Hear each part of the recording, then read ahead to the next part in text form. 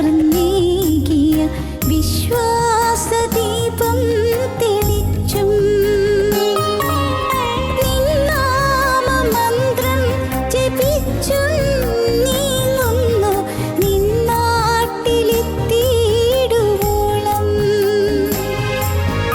നിന്നാമമന്ത്രം ജപിച്ചും നീങ്ങുന്നു നിന്നാട്ടിലെത്തിയിടുവോളം. നിന്നാട്ടിലെത്തിയിടുവോളം. പ്രിയനാട്ടിലേക്കുള്ള യാത്ര, പ്രിയനെ തേടിയൻ യാത്ര, ഒരു നാളും പിരിയാതെ കൊതി തീരുവോളം ഒന്നായി വാഴുവാനാശ, ഒന്നായി വാഴുവാനാശ. പ്രിയനാട്ടിലേക്കുള്ള യാത്ര.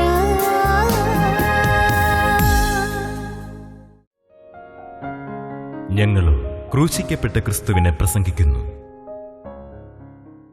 ദൈവ തിരുനാമത്തിന് മഹത്വം ഉണ്ടാകട്ടെ. ശമൂവേൽ പ്രവാചകൻ്റെ ഒന്നാമത്തെ പുസ്തകം 18-ാം അധ്യായം 20-21 വാക്യങ്ങൾ നമുക്ക് വായിച്ചു കേൾക്കാം. ശൗലിൻ്റെ മകളായ മീഖളോ ദാവീദിനെ സ്നേഹിച്ചു. അത് ശൗലിന് അറിവ് കിട്ടി. കാര്യം അവന് ഇഷ്ടമായി. അവൾ അവന് ഒരു കെണിയായിരിക്കേണ്ടതിനും ഫിലിസ്ത്യരുടെ കൈ അവൻ്റെ മേൽ വീഴേണ്ടതിനും ഞാൻ അവളെ അവന് കൊടുക്കുമെന്ന് ശൗൽ വിചാരിച്ച് ദാവീദിനോട്, നീ 2-ാം പ്രാവശ്യം എനിക്ക് മരുമകനായി തീരണം എന്ന് പറഞ്ഞു. ഒരപ്പൻ മകളെ വിവാഹം കഴിപ്പിച്ച് കൊടുക്കാൻ തീരുമാനിക്കുന്നു. ഒരു നല്ല സമർത്ഥനായ യുവാവിന്, നല്ല ശൂരനും വീരനുമായ യുവാവിന്. ആ യുവാവ് ദാവീദാണ്, അപ്പൻ ശൗലാണ്. ശൗൽ തൻ്റെ മകളായ മീഖളിനെ ദാവീദിന് ഭാര്യയായിട്ട് കൊടുക്കാൻ തീരുമാനിക്കുന്നു. പക്ഷേ മരുമകനെ കൊല്ലാനാണ് പരിപാടി എന്ന് മരുമകൻ അറിയുന്നില്ല. മോളെ വിവാഹം കഴിക്കാൻ പോകുന്നവനെ കെണിയിലാക്കാനാണ് ഈ പരിപാടി തയ്യാറാക്കുന്നതെന്ന് ആർക്കും മനസ്സിലായില്ല.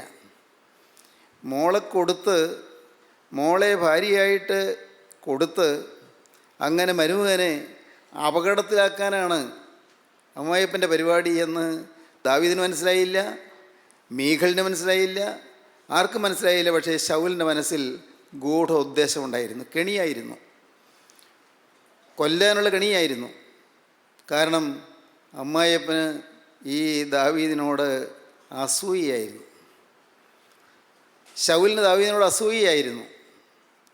വേദപുസ്തകത്തിലെ കഥകൾ വായിക്കുമ്പോൾ ആഴമേറിയ ആത്മീയ പാഠങ്ങൾ നമുക്ക് ലഭിക്കുന്നുണ്ട്.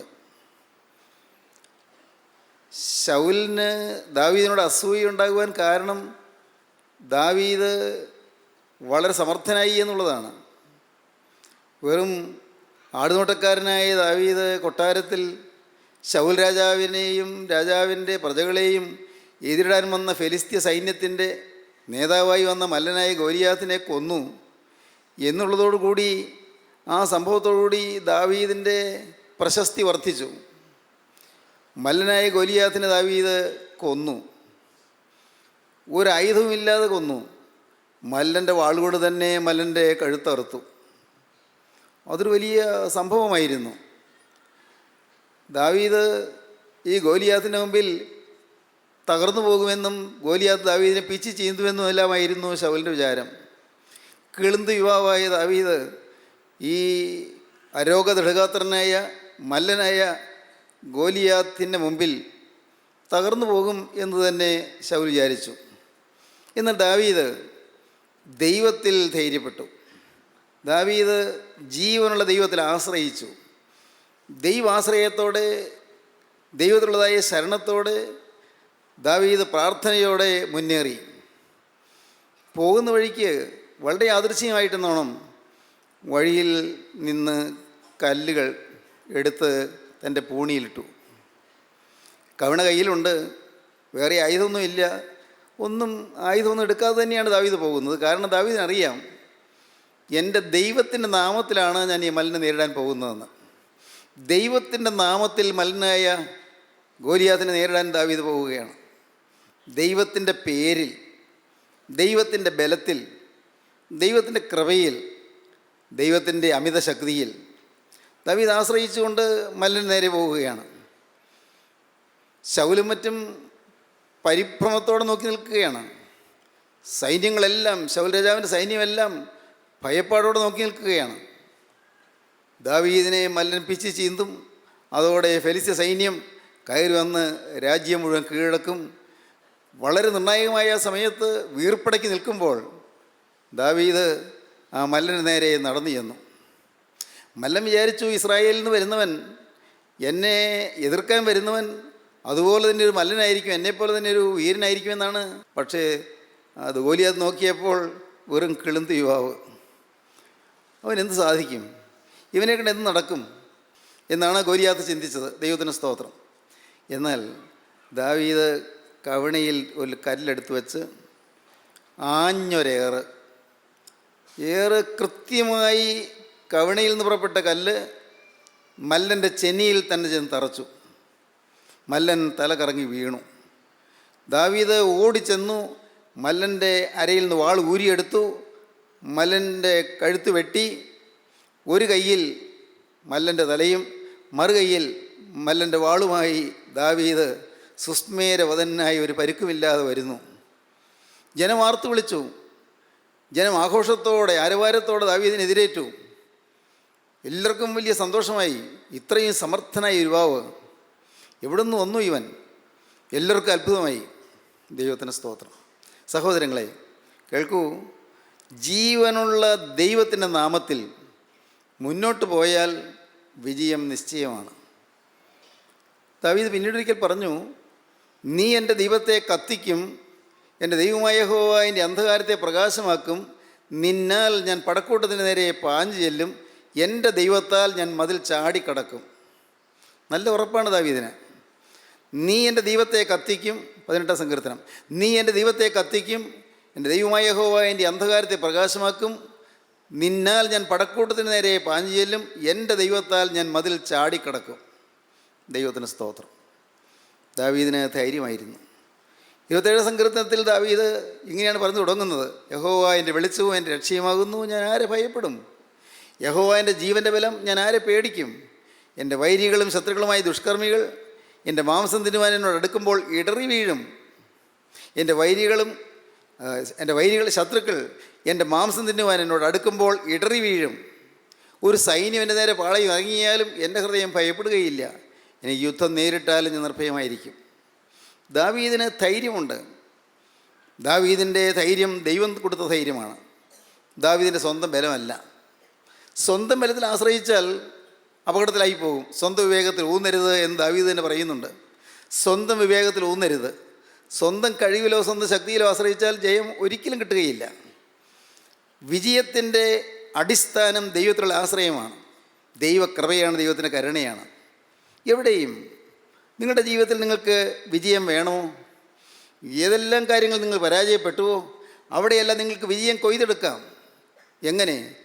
ജീവനുള്ള ക്രിസ്തുവിലുള്ള ആശ്രയത്താൽ, ജീവനുള്ള ക്രിസ്തുവിലുള്ള ശരണത്താൽ നമുക്ക് ജയം നേടിപ്പോകാം.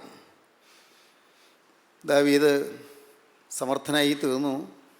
ദാവീദ് വീരനായി അറിയപ്പെട്ടു. ദാവീദ് പ്രശസ്തനായി തീർന്നു. ദാവീദിനെ എല്ലാവരും പുകഴ്ത്താൻ തുടങ്ങി. ശൗല് 1000 കൊന്നു, ദാവീദോ 10,000 എന്നാണ് ആളുകൾ പാടുന്നത്. അത് കേൾക്കാൻ വയ്യ. അത് ശൗൽ രാജാവിന് സഹിക്കാൻ വയ്യ. ശൗൽ 1000 കൊന്നു, ദാവീദോ 10,000.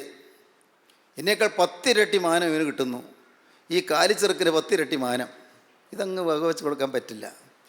ഇവൻ ജീവിച്ചാൽ എനിക്ക് നഷ്ടമാണ്. എൻ്റെ പെരുമയ്ക്കും പേരിനും നഷ്ടമാണ്. എൻ്റെ പ്രശസ്തിക്ക് അത് നഷ്ടമാണ്. പാടില്ല. ഇവനെ വകവരുത്തണം. കെണിയിലാക്കാൻ തീരുമാനിച്ചു. ആദ്യം ഒരു വാക്ക് പറഞ്ഞു: ദാവീദേ, നീ വീരനാണ്, നീ സമർത്ഥനാണ്, എനിക്ക് നിന്നെക്കുറിച്ച് നല്ല മതിപ്പാണ്. എൻ്റെ മൂത്ത മകളെ ഞാൻ നിനക്ക് ഭാര്യയായിട്ട് തരാം. ദാവീദ് പ്രതീക്ഷിച്ചു. ദാവീദ് ഇങ്ങനെ പറഞ്ഞു: രാജാവിൻ്റെ മരുവനായിരിക്കുക എന്ന് പറഞ്ഞാൽ ഇത്ര നിസ്സാര കാര്യമാണോ? ഞാനൊരു പാവം കാലിച്ചെറുക്കൻ, ആടുകളുടെ പുറകെ നടന്നവൻ, ആടുംതൊഴുത്തിൽ കിടന്നവൻ, കുഗ്രാമവാസി, വെറും കൺട്രി, എനിക്ക് ഇതിനുള്ള യോഗ്യത വല്ലതുണ്ടോ? രാജാവിൻ്റെ മരുമകനാകുക, തീരുക, എനിക്കതിനുള്ള യോഗ്യതയുണ്ടോ? രാജാവ് പറഞ്ഞു, എൻ്റെ മകൾ മേരബിനെ, മൂത്ത മകൾ മേരബിനെ നിനക്ക് ഭാര്യയായിട്ട് തരാൻ പോവുകയാണ്. ഇത് ദാവീദ് പ്രതീക്ഷിച്ചിരുന്നു. ശൗൽ പറഞ്ഞപ്പോൾ ശൗലിൻ്റെ മകളായ മേരബിനെ ഭാര്യയായി കിട്ടുമെന്ന് പ്രതീക്ഷിച്ച് ദാവീദ് ആശയോടെ കാത്തിരിക്കുകയാണ്. പക്ഷേ നോക്കൂ, വെച്ച് നീട്ടിയ മകളെ വേറൊരാൾക്ക് ഭാര്യയായിട്ട് കൊടുത്തു. ദാവീദിന് അപമാനമായി. പക്ഷേ ദാവീദ് അതെല്ലാം സഹിച്ചു. അപമാനം വന്നാലും സഹിക്കുകയല്ലേ, വേറെ വഴിയില്ലല്ലോ. പാവം ദാവീദ് അതിനെക്കുറിച്ച് ഒരു പരിഭവവും കാണിച്ചില്ല, ഉള്ളൊരു പരാതിയും ഉണ്ടായില്ല. ഈ മൂത്ത മകൾ മേരബിനെ തൊട്ടടുത്ത് നമുക്ക് കാണാം, വായിക്കാം, 18 അധ്യായം 17 വാക്യം. അനന്തരം ശൗൽ ദാവീദിനോട്, എൻ്റെ മൂത്ത മകൾ മേരബുണ്ടല്ലോ, ഞാൻ അവളെ നിനക്ക് ഭാര്യയായി തരും. നീ ശൂരനായി എനിക്ക് വേണ്ടി യഹോവയുടെ യുദ്ധങ്ങൾ നടത്തിയാൽ മതി എന്ന് പറഞ്ഞു. എൻ്റെ കൈയല്ല, ഫെലിസ്ത്യരുടെ കൈ അവൻ്റെ മേൽ വീഴുവാൻ സംഗതി വരട്ടെ എന്ന് ശൗൽ വിചാരിച്ചു. കാരണം ശൗലിൻ്റെ പരിപാടി എന്താണെന്ന് അറിയാമോ? മൂത്ത മകൾ മേരബിനെ ദാവീദിന് ഭാര്യയായിട്ട് കൊടുത്തിട്ട് ദാവീദ് രാജാവിന് വേണ്ടി ഫെലിസ്ത്യരോട് യുദ്ധം ചെയ്യുമ്പോൾ ഫെലിസ്ത്യ സൈന്യത്തിൻ്റെ വാളിൻ്റെ മുന്നിൽ ദാവീദ് വെട്ടപ്പെട്ട് വധിക്കപ്പെടും എന്നുള്ള പ്രതീക്ഷയായിരുന്നു. ദാവീദിനെ കൊല്ലാനുള്ള പരിപാടിയായിരുന്നു. ദാവീദിനെ ശൗലിൻ്റെ കയ്യാൽ കൊല്ലരുത് എന്നുള്ള വിചാരമായിരുന്നു. ശൗൽ വിചാരിച്ചു, എൻ്റെ കയ്യാൽ അവനെ കൊല്ലണ്ട, ശത്രുവിൻ്റെ കൈ കൊണ്ട് അവൻ ചാകട്ടെ. അവിടെ ഒരു കെണിയായിരുന്നു. നോക്കൂ, ചില കെണികൾ വരുന്നത് നമ്മൾ പ്രതീക്ഷിക്കാത്ത വിധത്തിലാണ്. പക്ഷേ ദാവീദ് ഈ കെണിയൊന്നും അറിഞ്ഞില്ല. പക്ഷേ ദൈവം കണ്ടു കെണി. സ്വർഗത്തിലെ ദൈവം ഇതെല്ലാം കണ്ടു. പ്രിയപ്പെട്ടവരെ, കെണികൾ വരുമ്പോൾ, നമ്മെ വീഴിക്കുവാൻ ശത്രു ചില കെണികൾ ഒരുക്കുമ്പോൾ, നിങ്ങൾ വിചാരിച്ചുകൊള്ളൂ, നാം അറിയുന്നില്ല, നമുക്ക് കഴിവില്ല, നമുക്ക് മനസ്സിലായില്ല എങ്കിലും എല്ലാം കാണുന്ന നിത്യനായ ദൈവം ജീവിക്കുന്നു. കെണികൾ ഒഴിവാക്കി തരാൻ കഴിവുള്ള ദൈവം ജീവിക്കുന്നു. മരണത്തിൻ്റെ കെണികളെ ഒഴിഞ്ഞു മാറാനുള്ള കൃപ തരുന്ന ദൈവം ജീവിക്കുന്നു. നമ്മുടെ ജീവിതത്തിൽ നമ്മെ കുരുക്കുവാൻ ശത്രു ചില കെണികൾ ഒരുക്കുമ്പോൾ ആ കെണികളിൽ വീഴാതെ നമ്മെ രക്ഷിക്കുന്ന ദൈവം ജീവിക്കുന്നു. താൽക്കാലികമായി പറഞ്ഞാൽ തീർച്ചയായിട്ടും ദാവീദിന് ദുഃഖമുണ്ടാകാം. രാജാവിൻ്റെ മകൾ വിവാഹം കഴിക്കാൻ പോകുന്നു, രാജാവിൻ്റെ മരുമകനാകാൻ പോകുന്നു, കൊട്ടാരത്തിലെ അകത്തെ ആളായി തീരാൻ പോകുന്നു, ആളുകളെല്ലാം ബഹുമാനിക്കാൻ പോകുന്നു. ഇതെല്ലാം ഇങ്ങനെ സ്വപ്നത്തിൽ ദാവീദ് സ്വപ്നം കണ്ടുകൊണ്ട് സന്തോഷത്തോടെ കഴിയായിരിക്കുന്നിരിക്കണം. പക്ഷേ അതെല്ലാം സ്വർഗത്തിലെ ദൈവം പെട്ടെന്നത് മാറ്റിക്കളഞ്ഞു. അടുത്ത വാക്യം വായിക്കൂ. ദാവീദ് ശൗലിനോട്, രാജാവിൻ്റെ മരുമകനായിരിക്കാൻ ഞാൻ ആര്? ഇസ്രായേലിൽ എൻ്റെ അസ്മാദികളും എൻ്റെ പിതൃഭവനവും എന്തുള്ളൂ എന്ന് പറഞ്ഞു. ഇസ്രായേലിൽ എൻ്റെ റിലേറ്റീവ്സ് എൻ്റെ ബന്ധപ്പെട്ടവരും എൻ്റെ പിതൃഭവനവും എന്തുള്ളൂ എന്ന് പറഞ്ഞു. ഞാൻ നാട്ടിൽ ഒരു വിലയുള്ളവനല്ലല്ലോ, എൻ്റെ കുടുംബത്തിന് വലിയ മഹിമയും പേരുമയോ ഒന്നും ഇല്ലല്ലോ, ഞാൻ എന്തുള്ളൂ? എൻ്റെ അസ്മാദികളും എൻ്റെ റിലേറ്റീവ്സ് എൻ്റെ ബന്ധപ്പെട്ടവരെല്ലാം താണവരാണല്ലോ, അതുകൊണ്ട് എനിക്ക് രാജാവിൻ്റെ മരുമകനാകാനുള്ള യോഗ്യതയൊന്നുമില്ല, ദാവീദ് പറഞ്ഞു. ശൗലിൻ്റെ മകളായ മേരബിനെ ദാവീദിന് കൊടുക്കേണ്ടിയിരുന്ന സമയത്ത് അവളെ മെഹോലാത്തിനായ അദ്രിയേലിനെ ഭാര്യയായി കൊടുത്തു. ആർക്കും തോന്നും ഒരു വലിയൊരു മര്യാദകളാണല്ലോ കാണിച്ചതെന്ന്. പക്ഷേ സഹോദരങ്ങളെ, നാം നേരിടുന്ന ചില അനീതികളും നമുക്ക് വരുന്ന ചില ഒറ്റപ്പെടുത്തലുകളും അതെല്ലാം നമുക്ക് നന്മയ്ക്കായി മാറും. നന്മയ്ക്കാക്കി ദൈവം മാറ്റിത്തരും. നിങ്ങൾ വിശ്വസിക്കൂ, ചില കെണികൾ ദൈവം ഒഴിവാക്കി തരികയാണ്. ഈ മകൾ മേരബിനെ ദാവീദിന് കൊടുക്കേണ്ടിരുന്ന സമയത്ത് മെഹോലാത്യനായ അദ്രിയേലിന് ഭാര്യയായിട്ട് കൊടുത്തു. കഷ്ടം. ദാവീദ് അതും കണ്ടുകൊണ്ട് കൊട്ടാരത്തിൽ ജീവിക്കുന്നു, അതും കണ്ടുകൊണ്ട് ദാവീദ് കൊട്ടാരത്തിലെ വേലക്കാരനെ പോലെ കഴിയുന്നു. ദാവീദിന് പരിഭവമില്ല. കാരണം ദാവീദിനറിയാം, എൻ്റെ ജീവിതം ഞാൻ ഒരിക്കലായിട്ട് ദൈവത്തിന് കൊടുത്തതാണ്. സഹോദരങ്ങളെ, ഞാൻ നിങ്ങളോട് ചോദിക്കട്ടെ, കെണികൾ ഒഴിഞ്ഞു മാറും. നിങ്ങൾക്ക് ഈ ഒരു ഉറപ്പ് വേണം, എൻ്റെ ജീവിതം ഒരിക്കലായിട്ട് യേശുക്രിസ്തുവിന് കൈമാറിയതാണ്. ഈ ജീവിതത്തിൽ എനിക്ക് അവകാശമില്ല, ഇത് യേശുവിൻ്റെ കയ്യിലേക്ക് കൊടുത്തതാണ്. ഈ ജീവിതത്തിൽ വരുന്ന അപമാനം എനിക്കല്ല, അതെൻ്റെ യേശുവിനാണ്. ഈ ജീവിതത്തിൽ വരുന്ന ഒറ്റപ്പെടൽ എനിക്കല്ല, അതെൻ്റെ യേശുവിനാണ്. ഈ ജീവിതത്തിൽ വരുന്ന നഷ്ടം എനിക്കല്ല, എൻ്റെ യേശുവിനാണ്. കാരണം ഞാനില്ല, എൻ്റെ ജീവിതം യേശുവിന് കൊടുത്തു കഴിഞ്ഞു. ഈ ഒരു ഉറപ്പ് നമുക്കുണ്ടായിരുന്നാൽ നമ്മുടെ ജീവിതം എന്നും ഭദ്രമായിരിക്കും, എന്നും സുഭദ്രമായിരിക്കും, എന്നും സുരക്ഷിതമായിരിക്കും, ജീവിതം അനുഗ്രഹീതമായിരിക്കും. യേശുക്രിസ്തുവിന് ഞാൻ കൊടുത്തു എന്നുള്ളൊരു ഉറപ്പ്, എൻ്റെ മേൽ എനിക്ക് അവകാശമില്ല എന്നുള്ള ഉറപ്പ്, ശത്രുവായ പൈശാചികൻ്റെ കയ്യിൽ ഞെരിഞ്ഞുകൊണ്ടിരുന്ന എന്നെ കർത്താവായ യേശുക്രിസ്തുവിൻ്റെ രക്തം കൊടുത്ത് വിലയ്ക്ക് വാങ്ങി, അതുകൊണ്ട് ഞാൻ എൻ്റെയല്ല, ഞാൻ യേശുവിൻ്റെ ആണ് എന്നുള്ള ഉറപ്പ്, പൈശാചികൻ്റെ ഉരുക്കുമുഷ്ടിയിൽപ്പെട്ട് പിടഞ്ഞുകൊണ്ടിരുന്ന എന്നെ യേശുക്രിസ്തുവിൻ്റെ രക്തത്താൽ വിലയ്ക്ക് വാങ്ങി, ഞാൻ യേശുവിൻ്റെ വകയായി തീർന്നു എന്നുള്ളൊരു ഉറപ്പ്. ഈ ഒരു ഉറപ്പ് നിങ്ങൾക്കുണ്ടെങ്കിൽ നിങ്ങളുടെ ജീവിതം വളരെ സുഭദ്രമായിരിക്കും, സുരക്ഷിതമായിരിക്കും, സന്തോഷഭരിതമായിരിക്കും, സമാധാനമുള്ളതായിരിക്കും. ദൈവത്തിന് സ്തോത്രം. ദാവീദിന് മടുപ്പൊന്നുമില്ല, ദാവീദിന് നിരാശയില്ല. എന്നാൽ ദാവീദ് ഇങ്ങനെയെല്ലാം ചെയ്തപ്പോഴും ദാവീദ് ഈ ശൗലിനോട് വൈരാഗ്യം വെച്ചുകൊണ്ടിരിക്കുകയല്ല ചെയ്തത്. ശൗലിനോട് വൈരാഗ്യമൊന്നുമില്ല. എൻ്റെ ദൈവം അറിയാതെ എനിക്കൊന്നും സംഭവിക്കുകയില്ല എന്നുള്ള ചിന്ത, എൻ്റെ ദൈവം അറിയാതെ എനിക്കൊന്നും സംഭവിക്കുകയില്ല. നമുക്ക് ആ ഒരു ചിന്ത ഉണ്ടായിരിക്കണം. എന്തു വന്നാലും ശരി, എൻ്റെ ദൈവം അറിയാതെ എനിക്കൊന്നും സംഭവിക്കുകയില്ല. എൻ്റെ തലമുടി നാരുകളെല്ലാം ദൈവം എണ്ണിയിരിക്കുന്നു. ഒരെണ്ണം താഴെ കൊഴിഞ്ഞു വീണമെങ്കിൽ എൻ്റെ കർത്താവ് അറിയും. എൻ്റെ യേശു തമ്പുരാൻ അറിയാതെ ഒരു തലമുടി ഇഴ പോലും താഴെ കൊഴിഞ്ഞു വീഴുകയില്ല. ഇത് നിങ്ങൾക്ക് വിശ്വാസമുണ്ടോ? യേശു ക്രിസ്തു അറിയാതെ എൻ്റെ ഒരു തലമുടി നാര് പോലും കൊഴിഞ്ഞു വീഴുകയില്ല. ഞാനറിയില്ല, പക്ഷേ എൻ്റെ യേശു അറിയും. അത്രമാത്രം കൃത്യമായി എൻ്റെ കാര്യം നോക്കാൻ എനിക്കൊരാളുണ്ട്. എനിക്കൊരു ഉടമസ്ഥനുണ്ട്, എനിക്കൊരു ഇടയനുണ്ട്, എനിക്കൊരു ഉടയവനുണ്ട്, എനിക്കൊരപ്പനുണ്ട്, എനിക്കൊരു നാഥനുണ്ട്, എനിക്ക് രക്ഷകർത്താവുണ്ട്. എൻ്റെ കാര്യം നോക്കാൻ എനിക്ക് മതിയായവനായ ഒരു നല്ല ദൈവമുണ്ട്. ഈ ഒരു ചിന്ത നമുക്കുണ്ടെങ്കിൽ നാം ഒന്നിലും പതറേണ്ടി വരികയില്ല. ആരെല്ലാം നമ്മളെ തള്ളി മാറ്റിയാലും, ആരെല്ലാം നമ്മെ പരിഹസിച്ചാലും, ആരെല്ലാം നമ്മെ അപമാനിച്ചാലും, ആരെല്ലാം നമുക്ക് ദോഷം വരുത്തിയാലും ഒന്നും നമ്മെ തൊടുകയില്ല. ദൈവത്തിന് സ്തോത്രം. കാരണം ക്രിസ്തുവിൻ്റെ തിരുരക്തത്താൽ നമ്മെ ആവരണം ചെയ്തിരിക്കുകയാണ്. യേശു ക്രിസ്തുവിൻ്റെ തിരുരക്തത്താൽ നമ്മെ ആവരണം ചെയ്തിരിക്കുന്നു, നമ്മെ കവർ ചെയ്തിരിക്കുകയാണ്. ആ തിരുരക്തത്താൽ നമ്മെ വലയം ചെയ്തിരിക്കുകയാണ്. തിരുരക്തത്തിൻ്റെ വളയത്തിനുള്ളിൽ നമ്മെ ആക്കിയിരിക്കുകയാണ്. തിരുരക്ത വലയത്തിനുള്ളിൽ നാം സുരക്ഷിതരായി കഴിയുകയാണ്. നമ്മുടെ ബലവും നമ്മുടെ ശരണവും യേശു ക്രിസ്തുവിൻ്റെ തിരുരക്തമാണ്, നമ്മുടെ കഴിവല്ല, നമ്മുടെ ശക്തിയല്ല. നമ്മുടെ ശക്തി എന്ന് പറഞ്ഞാലോ അത് കഴിവില്ല. എൻ്റെ ശക്തി എന്ന് പറഞ്ഞാലോ കഴിവില്ല. ശക്തിയൊന്നുമില്ല, എനിക്ക് പ്രാപ്തിയില്ല. പക്ഷേ എൻ്റെ ഉടമസ്ഥന് ശക്തിയുണ്ട്, എൻ്റെ ഉടമസ്ഥന് കഴിവുണ്ട്. എൻ്റെ ഉടമസ്ഥൻ അത്ഭുത ശക്തിയുള്ളവനാണ്, അവൻ സർവ്വവല്ലഭനാണ്. ദൈവത്തിന് സ്തോത്രം. ഈ ഒരു ഉറപ്പ് നമുക്കുണ്ടായിരിക്കണം. അങ്ങനെയാകുമ്പോൾ പിന്നെ യേശു അറിഞ്ഞാണെല്ലാം സംഭവിക്കുന്നതെങ്കിൽ എല്ലാം നന്മയ്ക്കാക്കി മാറ്റാൻ എൻ്റെ കർത്താവിന് കഴിയും. ദൈവത്തെ സ്നേഹിക്കുന്നവർക്ക്, നിർണയപ്രകാരം വിളിക്കപ്പെട്ടവർക്ക് തന്നെ സകലവും നന്മയ്ക്കായി കൂടി വ്യാപരിക്കുന്നെന്ന് നാം അറിയുന്നു. ദൈവത്തെ സ്നേഹിക്കുന്നവർക്ക്, ഞാൻ ദൈവത്തെ സ്നേഹിക്കുന്നവനാണെങ്കിൽ എങ്കിൽ എനിക്ക് സംഭവിക്കുന്നതെല്ലാം നന്മയ്ക്കാക്കി മാറ്റാൻ യേശു ക്രിസ്തുവിന് കഴിയും. ഏത് അപകടം വന്നാലും, ഏത് അനർത്ഥം വന്നാലും, എന്ത് നഷ്ടം വന്നാലും, എന്ത് കഷ്ടം വന്നാലും എല്ലാം നന്മയ്ക്കാക്കി മാറ്റാൻ യേശു ക്രിസ്തുവിന് കഴിയും. ദൈവത്തിന് സ്തോത്രം. ശൗൽ മേരബിനെ, തൻ്റെ മൂത്ത മകളെ ദാവീദിന് കൊടുക്കാമെന്ന് പറഞ്ഞിട്ട് വാക്കുമാറി. എന്നാൽ ശൗൽ തീരുമാനിച്ചു, ഇനിയുണ്ടൊരു മോള് മീഖളിനെ ദാവീദിന് ഭാര്യയായിട്ട് കൊടുക്കാം.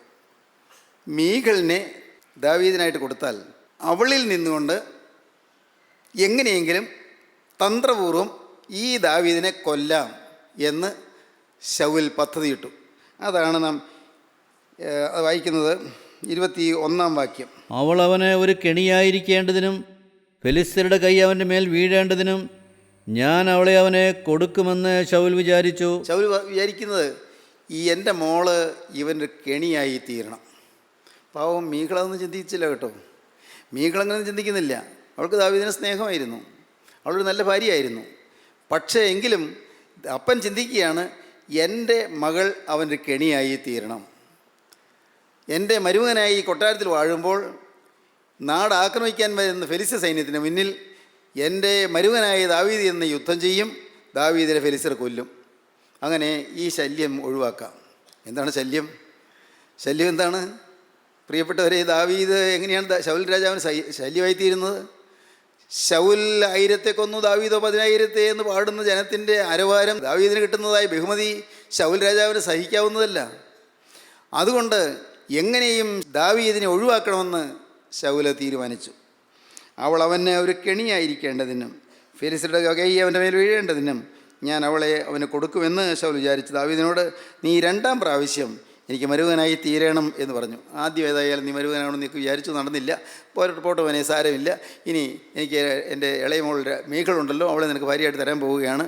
കഴിഞ്ഞതെല്ലാം പോട്ടെ, അത് നിനക്ക് വിഷമിക്കേണ്ട, പരിഭവിക്കേണ്ട. നിനക്ക് എൻ്റെ മോൾ മീകളിനെ ഞാൻ ഭാര്യയായിട്ട് തരാം. ഇങ്ങനെ പറഞ്ഞ് ദാവീദിനെ ഉത്സാഹിപ്പിച്ചു. നല്ല പഞ്ചാര വാക്ക്, നല്ല മധുര വാക്ക്, നല്ല ഇമ്പമുള്ള വാക്ക്. എന്തൊരു സ്നേഹം! പാവം ദാവീദിന് ചിന്തിച്ചാണ്. എന്നാലും ആദ്യത്തെ മോളെ അദ്രിയേലിന് കൊടുത്തെങ്കിലും കണ്ടോ, മീകളിനെ എനിക്ക് തരുമെന്ന് തീരുമാനിച്ചപ്പോൾ രാജാവ് സ്നേഹമുള്ള ആളാണ്. ശൗൽ രാജാവിന് എന്നോട് എന്തൊരു സ്നേഹമാണ്. പാവം ദാവീദ് അങ്ങനെ വിചാരിച്ച് കാണും. പക്ഷേ അതിൻ്റെ പിന്നിൽ, ആ സ്നേഹം കാണിച്ചതിന് പിന്നിൽ കയ്പുണ്ടായിരുന്നെന്ന് പാവം ദാവീദ് അറിഞ്ഞില്ല. അതിന് പിന്നിൽ തന്ത്രമായിരുന്നു ദാവീദ് അറിഞ്ഞില്ല. കാരണം ദാവീദ് നിഷ്കളങ്കനായിരുന്നു.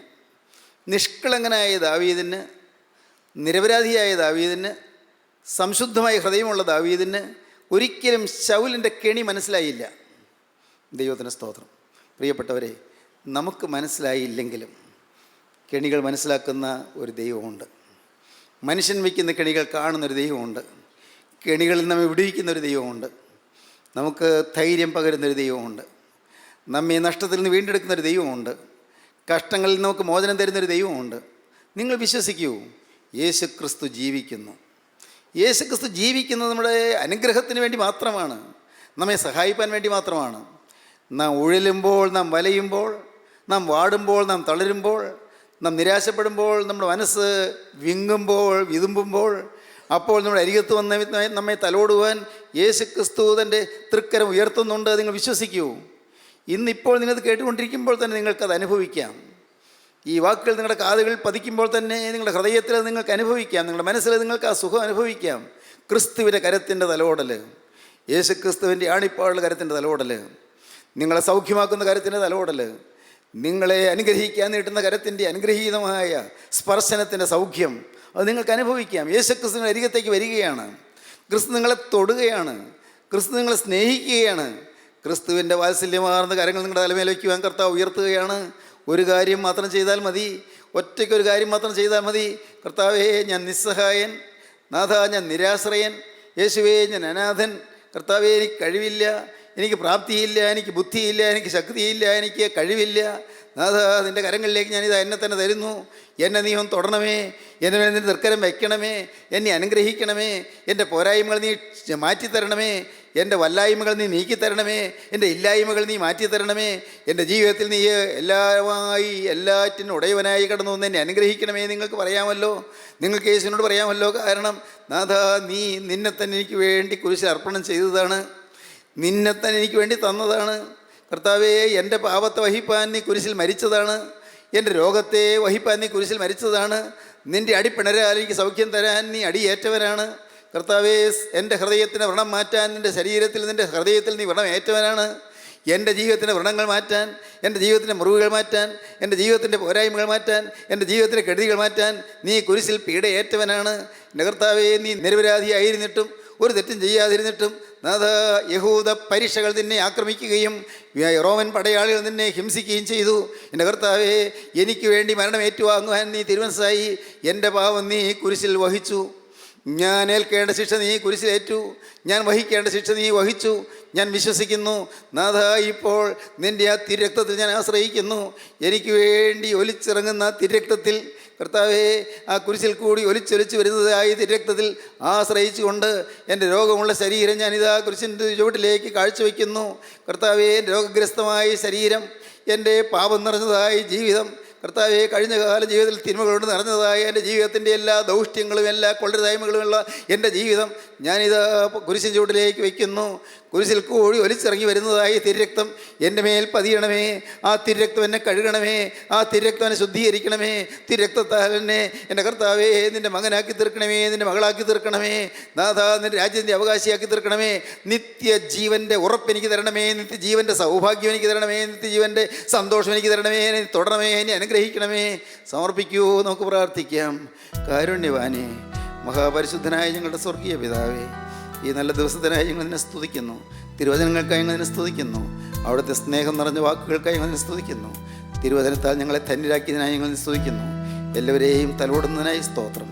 നാഥ, അവിടുത്തെ രണ്ടാമത്തെ വരവിനുവേണ്ടി ഞങ്ങളെല്ലാവരെയും ഒരുക്കണമേ. യേശു ക്രിസ്തുവിൻ്റെ പരിശുദ്ധമായ നാമത്തിൽ പ്രാർത്ഥിക്കുന്ന കൃപയോടെ കേൾക്കണം പിതാവേ. ആമീൻ.